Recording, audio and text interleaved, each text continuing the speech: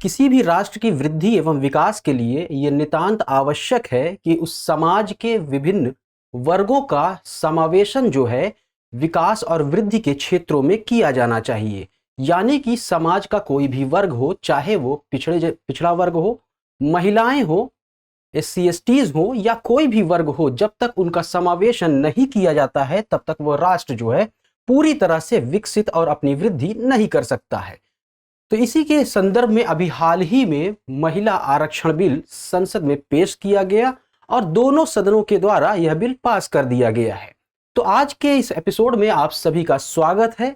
मैं सलमान आप सभी का एक बार फिर से अभिनंदन करता हूं दृष्टि IAS के इन फोकस प्रोग्राम में। और आज का हमारा जो टॉपिक है वो ये है कि कैसे होगा महिला आरक्षण से लैंगिक समानता का सपना साकार।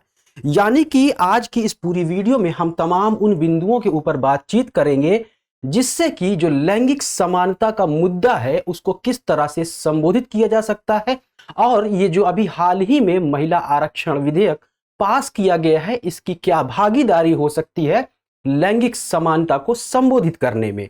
तो वीडियो की शुरुआत करने से पहले आज के वीडियो की रूपरेखा देख लेते हैं और उन विभिन्न बिंदुओं को देख लेते हैं कि जिनके ऊपर आज हम लोग चर्चा करेंगे। तो सबसे पहले देखेंगे कि हमारी खबर का स्रोत क्या है, इसके बाद महिला आरक्षण जो विधेयक है उसके कुछ प्रावधान, हालांकि बहुत सारे प्रोग्राम दृष्टि संस्थान की ओर से इसके ऊपर जा चुके हैं तो वहां पर जो प्रावधान बताए गए हैं उसके ऊपर न चर्चा करते हुए बल्कि अब इस आरक्षण के लागू होने के बाद महिला सीटों की संख्या क्या होगी या क्या परिवर्तन आने वाला है जो फैक्चुअल रूप से देखा जा सकता है उसके बारे में चर्चा करेंगे।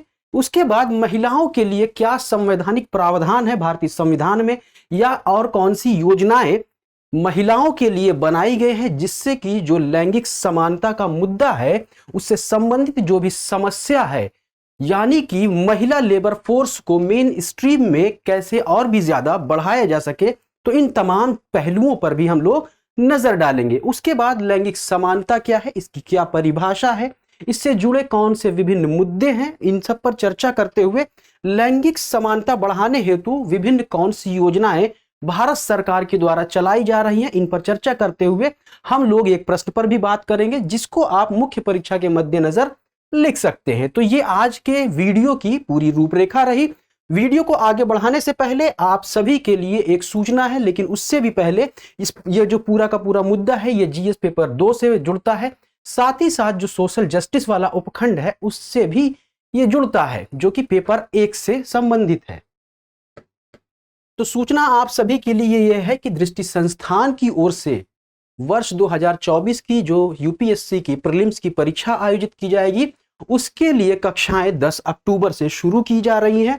तो इस कोर्स में आप लोग प्रवेश लेकर के अपनी तैयारी को और भी बेहतर तरीके से दृष्टि संस्थान के साथ जुड़कर आगे बढ़ा सकते हैं। और ये जो कोर्स होगा ऑनलाइन मोड पर होगा जो कि दृष्टि लर्निंग ऐप के माध्यम से आप सभी तक उपलब्ध होगा। तो इससे संबंधित कोई क्वेरी है, इसमें आप प्रवेश चाहते हैं तो इस दिए गए संपर्क नंबर पर कॉल करके प्रवेश ले सकते हैं, साथ ही जो भी आपकी क्वेरी है उसको भी पूछ सकते हैं। तो चलिए शुरुआत करते हैं। सबसे पहले देखते हैं कि खबर क्या है। खबर यह है from women's reservation to gender equality, और ये खबर जो आई है द हिंदू न्यूज़पेपर के एडिटोरियल वाले सेक्शन में आई है। तो शुरुआत करते हैं। सबसे पहले देखते हैं कि महिला आरक्षण जो विधेयक है जो कि अभी हाल ही में संसद के दोनों सदनों के द्वारा पेश कर दिया गया है, जब ये कानून बनकर हमारे समक्ष आता है तो इससे क्या बदलाव होंगे। तो सबसे पहले ये जो बिल पेश किया गया था ये 128वां संविधान संशोधन विधेयक था और इसको नारी शक्ति वंदन अधिनियम नाम दिया गया है प्रधानमंत्री नरेंद्र मोदी जी के द्वारा। और इस विधेयक के अंतर्गत लोकसभा और राज्य विधानसभाओं में महिलाओं के लिए 33% सीटों का आरक्षण दिए जाने का प्रावधान है। किसमें? लोकसभा में और स्टेट लेजिस्लेटिव असेंबली में। यहां न राज्यसभा की बात की जा रही है और ना ही विधान परिषद की बात की जा रही है। तो ये बात आप लोग ध्यान रखिएगा। अब इसके अंतर्गत देखिए क्या फेरबदल होने वाला है जब ये आरक्षण लागू हो जाएगा। तो इसके अंतर्गत वर्तमान में जो 543 सीटें हैं लोकसभा में उनमें से 181 सीटें महिलाओं के लिए आरक्षित हो जाएंगी। और इनमें से अगर बात करें तो अभी 131 सीटें जो है एससी एसटी के लिए आरक्षित की गई हैं, लेकिन इस आरक्षण के लागू होने से इनमें से जो 43 सीटें हैं ये महिलाओं के लिए आरक्षित हो जाती है। यानी कि इतना फेरबदल इसमें होना है। और इसके बाद अगर देखें तो इन 181 सीटों में से 138 सीटें ऐसी बचेंगी जिस पर किसी भी वर्ग की महिला, किसी भी जाति की महिला जो है चुनाव लड़ सकती है। यानी इन सीटों पर उम्मीदवार पुरुष नहीं होंगे।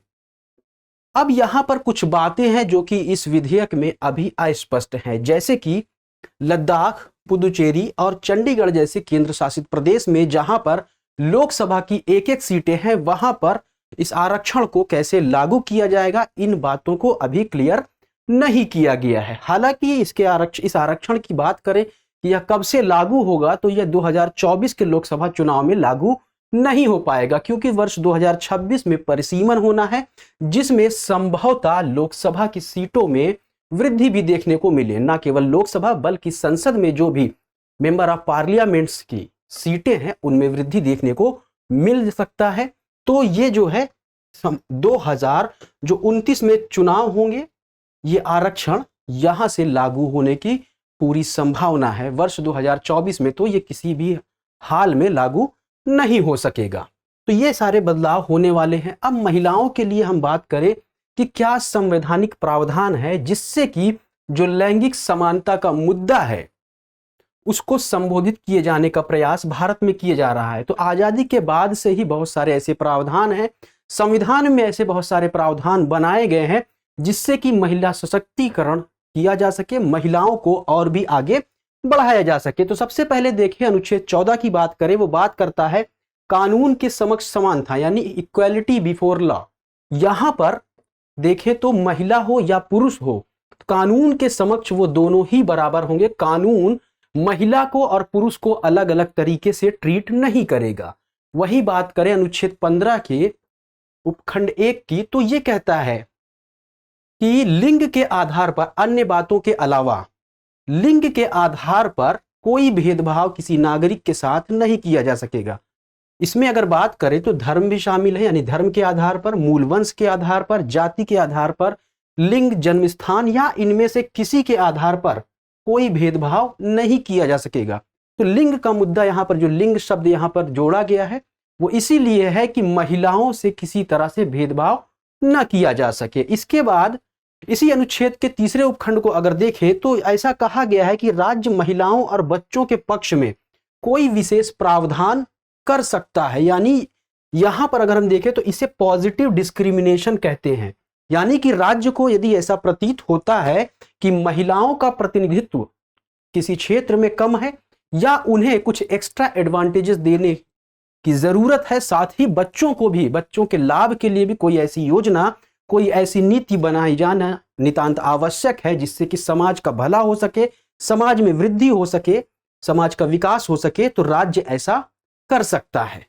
वहीं अनुच्छेद 16 की बात करें तो यहां पर सभी नागरिकों के अवसर में समानता की बात की जा रही, यानी कि लिंग के आधार पर या किसी अन्य आधार पर किसी व्यक्ति के साथ, किसी महिला के साथ भेदभाव नहीं किया जाएगा।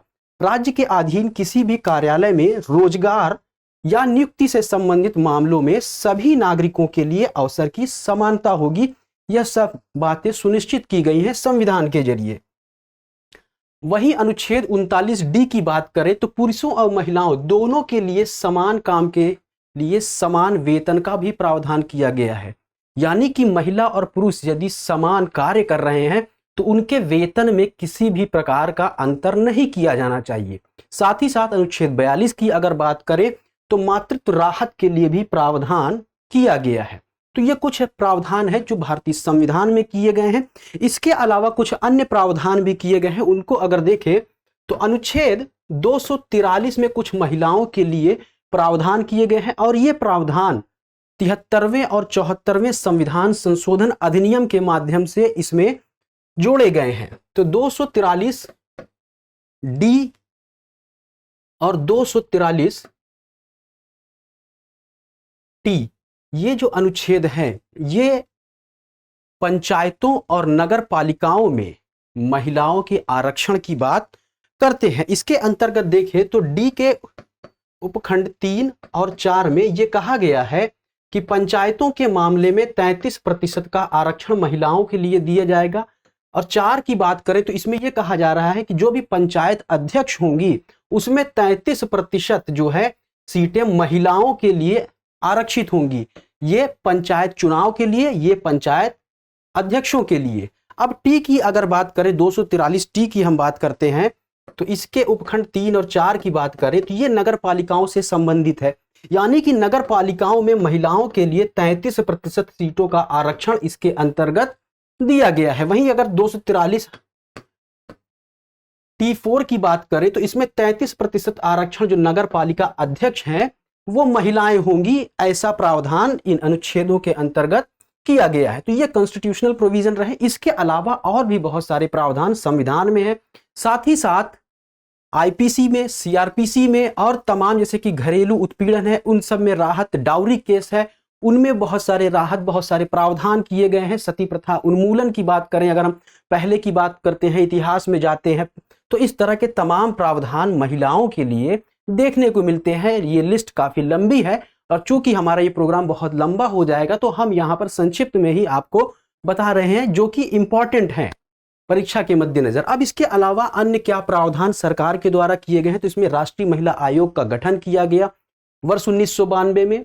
स्थानीय स्वशासन में महिलाओं के लिए आरक्षण सुनिश्चित किया गया 73वें संविधान संशोधन अधिनियम वर्ष 1992 में। इसके बाद 74वां संविधान संशोधन अधिनियम लाया गया जिसके अंतर्गत नगर पालिकाओं में आरक्षण की बात की गई, 33% आरक्षण महिलाओं के लिए सुनिश्चित किया गया।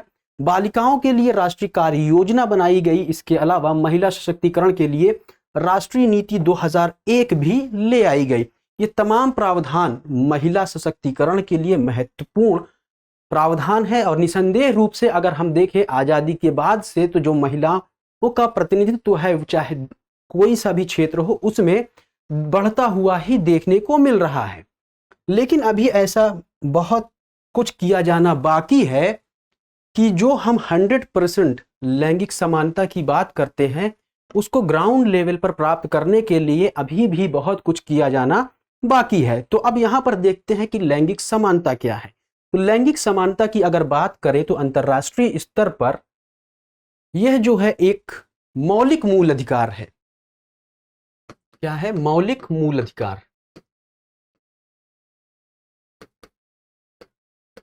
और यह सिद्ध तथ्य है कि किसी भी समाज के विकास और वृद्धि के लिए महिलाओं का शैक्षणिक रूप से, आर्थिक रूप से सशक्त होना बहुत ही महत्वपूर्ण है और साथ ही साथ उनका समावेशन किसी भी कार्य में बहुत ही महत्वपूर्ण भूमिका अदा करता है।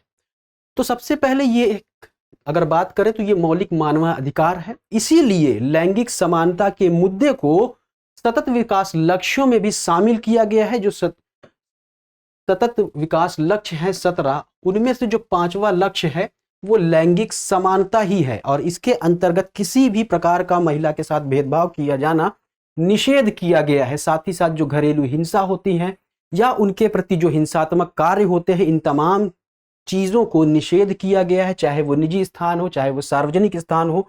और इनके सशक्तिकरण के लिए विभिन्न कार्य योजनाओं का भी जिक्र इसके अंतर्गत किया गया है। अब महिलाओं और लड़कियों के खिलाफ सभी प्रकार के भेदभाव को समाप्त करने की बात की जाती है। लैंगिक समानता के अंतर्गत राजनीतिक, आर्थिक और सार्वजनिक जीवन में निर्णय लेने के सभी स्तरों पर महिलाओं का पार्टिसिपेशन पूरी तरह से सुनिश्चित किया जाना चाहिए, जिससे कि जो हमारा लैंगिक समानता की बात बार बार समझ में सामने आती है।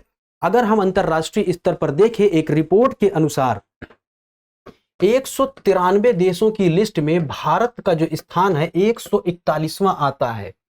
वहीं इसके पड़ोसी देश पाकिस्तान की हम बात करें तो इसका जो स्थान है भारत से कहीं ऊपर है। साथ ही साथ इसमें साउथ अफ्रीका, कीनिया, इन सब की अगर हम बात कहें महिला रिप्रेजेंटेशन में, तो यहां पर इन देशों में भारत की तुलना में महिलाओं का जो प्रतिनिधित्व है कहीं बेहतर है। यानी कि अभी भारत में जो महिलाओं का रिप्रेजेंटेशन है, चाहे वो चुनाव का मामला हो, चाहे वो किसी भी क्षेत्र में जॉब से जुड़ा हुआ हो, अभी इन देशों की तुलना में काफ़ी पीछे है।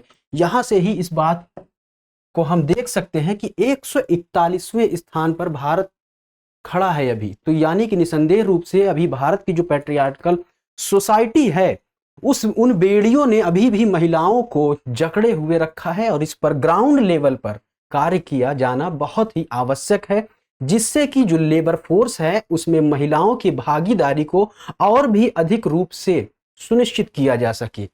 इसके अलावा एक अंतर्राष्ट्रीय स्तर पर एक कन्वेंशन है जिसको महिलाओं के खिलाफ भेदभाव के सभी रूपों के उन्मूलन पर कन्वेंशन के नाम से, या संक्षिप्त में इसे सीडॉ के नाम से जाना जाता है, और भारत ने इसे वर्ष 1993 में रेक्टिफाई किया है, अनुमोदित किया है, जो कि महिलाओं के लिए किसी भी प्रकार की भेदभाव को निषेध करता है, चाहे उनके खिलाफ होने वाले हिंसात्मक घटनाओं को निषेध करता है, साथ ही साथ महिलाओं को न्याय दिलाने के लिए हर संभव प्रयास की बात करता है।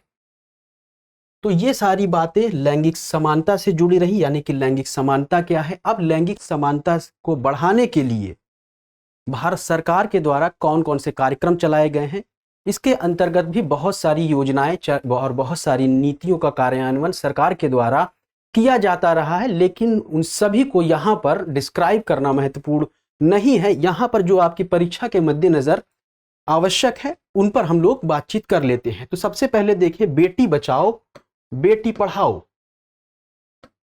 अब यहां पर आप इसको देखिए तो यहां पर दो शब्द आपको मिल जाता है।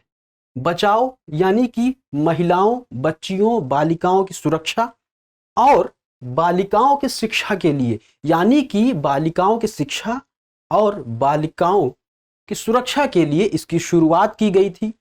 इसी के अंतर्गत एक अभियान, इसी योजना के एक अभिन्न अंग के रूप में सुकन्या समृद्धि खाता योजना की भी शुरुआत की गई थी। इसके अंतर्गत क्या होता है कि महिलाओं के आर्थिक सशक्तिकरण की बात की जाती है।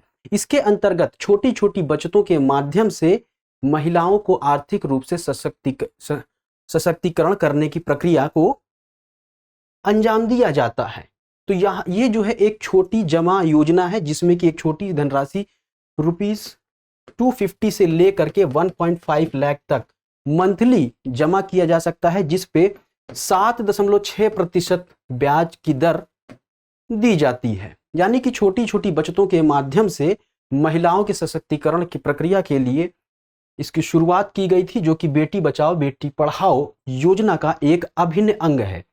इसके अलावा प्रधानमंत्री उज्ज्वला योजना को वर्ष 2016 में उत्तर प्रदेश के बलिया जिले से शुरू किया गया था। इसके पीछे मुख्य उद्देश्य ये था कि ग्रामीण क्षेत्र में जो महिलाएं हैं, जिनका काफी समय परंपरागत ईंधन को कलेक्ट करने में और भोजन बनाने में चला जाता है, तो एलपीजी के माध्यम से एक तो इनके स्वास्थ्य पर जो बुरा असर पड़ता है परंपरागत ईंधन से, चाहे वो लकड़ी हो, कोयला हो, गोबर हो, तो उनके स्वास्थ्य पर जो नकारात्मक प्रभाव इनका पड़ रहा था, तो जब इन्हें एलपीजी के माध्यम से खाना बनाने की सुविधा मुहैया करा दी जाएगी, तो उनके स्वास्थ्य पर जो नकारात्मक प्रभाव होता है उसमें कमी देखने को मिलेगी। साथ ही साथ कम समय में वो भोजन बना लेंगी, तो जो समय बचेगा वो अपने अन्य विकास कार्यों में भी लगाया जा सकता है। तो इसके उद्देश्य से इसकी शुरुआत भी की गई थी। इसके अलावा महिला ई हाट की शुरुआत की गई।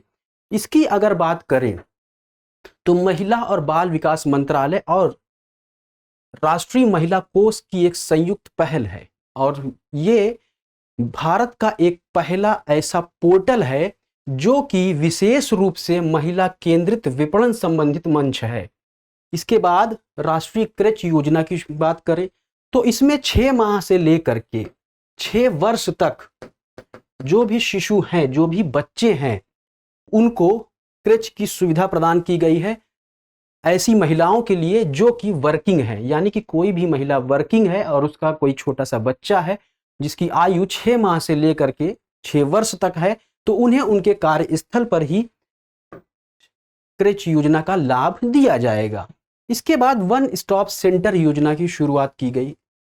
वन स्टॉप सेंटर की योजना की अगर बात करें, ये क्या है, तो ये भी महिला एवं बाल विकास मंत्रालय के द्वारा शुरू की गई एक योजना है, जिसके अंतर्गत निजी और सार्वजनिक स्थान पर महिलाओं के प्रति जो भी हिंसा होती है उससे निपटने के लिए प्रावधान इसके अंतर्गत किए गए हैं, यानी कि जो भी इनके प्रति हिंसात्मक कार्यवाही होती है उसके लिए क्या लीगल एड है, कैसे उससे उन्हें बचाया जाए और कैसे उन्हें न्याय दिलाया जाए, तो उसके लिए इसकी शुरुआत की गई थी। इसके अलावा गति, संस्थानों को बदलने के लिए लिंग उन्नति, इसके अंदर बात करें तो ये department of science and technology विभाग के द्वारा शुरू की गई थी वर्ष 2020 में, जो कि विज्ञान और प्रौद्योगिकी के क्षेत्र में लिंग समानता को बढ़ाने के लिए शुरू की गई थी। तो ये विभिन्न योजनाएं हैं जो कि लैंगिक समानता की तरफ उठाए गए महत्वपूर्ण कदम है भारत सरकार के द्वारा।